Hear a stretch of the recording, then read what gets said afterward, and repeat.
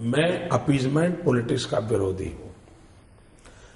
ये जो अपीजमेंट के सिंबल है उसको मैं कभी फॉलो नहीं करूंगा। क्या लॉजिक है मुझे बताइए। सोनिया गांधी ने टोपी पहनी है, मुझे बताइए सोनिया गांधी ने पहनी टोपी? आई डोंट थिंक सो, पर वो चादर चढ़ाती है मजार में ना। पहली बात है, मुझे भी वो जो मौलवी आए थे उन्होंने चादर भेंट की थी, मैंने उसको बड़े प्यार से स्वीकार किया था।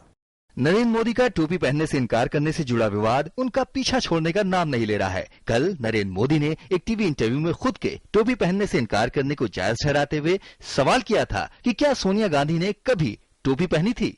आज मौका था पार्टी की ओर से सफाई जारी करने का। पार्टी ने मोदी के बयान को अल्पसंख्यकों के साथ कांग्रेस की ओर से किए जा रहे भेदभाव से जोड़ दिया।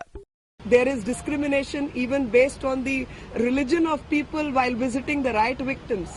While giving scholarships, there is a discrimination based on the religion. While giving sanctions, there is a discrimination based on religion. I think it is in that context he's made this statement, and it is an oversimplification of the policies which UPA has adopted and which is basically run by the Congress party and by Mrs. Gandhi.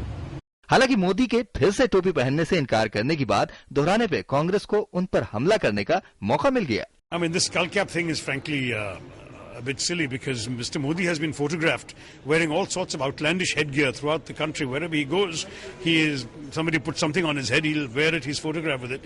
The only thing he refuses to put on his head is a Muslim skull cap. Now, what is the signal he's trying to send? Modi का कहना है कि तुष्टीकरण की राजनीति में उन्हें विश्वास नहीं है, जबकि उनकी पार्टी का इस बारे में दोहरा रुख साफ दिख रहा है। बीजेपी के अध्यक्ष राजनाथ सिंह की ऐसी ही टोपी पहनने की एक तस्वीर इन दिनों चर्चा का विषय बनी हुई है। बताया जा रहा है कि ये तस्वीर उस समय की है जब लखनऊ में राजनाथ एक सूफी संत की दरगाह पर गए थे। गौरतलब है कि बीजेपी से रिश्ते तोड़ने से पहले नीतीश कुमार ने ये कहकर मोदी पर हमला किया था कि देश की परंपरा ऐसी है कि इसमें टोपी भी पहननी पड़ती है और टीका भी लगाना पड़ता है। देश की राजनीति में ज्यादातर राजनीतिक दल वोटों की खातिर धार्मिक नेताओं के पास जा रहे हैं। ऐसे में टोपी पहनने की राजनीति इस बात की ओर इशारा करती है कि पार्टियां सांप्रदायिक राजनीति करने से बाज नहीं आ रही हैं। Bureau report, DD news.